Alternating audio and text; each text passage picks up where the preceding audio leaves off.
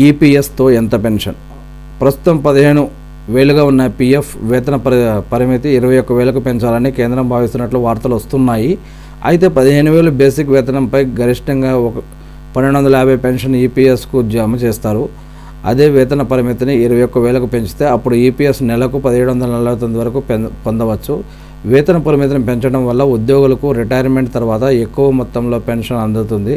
అయితే పదవీ విరమణ తర్వాత ఈ స్కీమ్ ద్వారా స్థిర ఆదాయం పొందాలంటే ఉండాల్సిన అర్హతలు ఏంటి, ఎన్నేళ్ళు సర్వీసుకు, ఎంత జీతంపై నెలకు ఎంత పెన్షన్ వస్తుంది అనే విషయాలను చూసినట్లయితే కనుక అర్హతలు.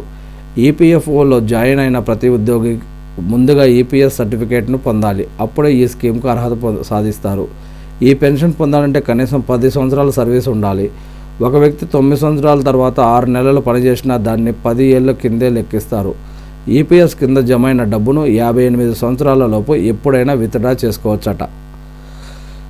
పెన్షన్ వివరాలు. ఈపీఎఫ్లో చేరి 10 ఏళ్ళు సర్వీస్ పూర్తి చేసిన వారికి రిటైర్మెంట్ తర్వాత ఈపీఎస్ పెన్షన్ ఎంత వస్తుందని ఈ ఫార్ములా ద్వారా తెలుసుకోవచ్చు. ఆ ఫార్ములా మంత్లీ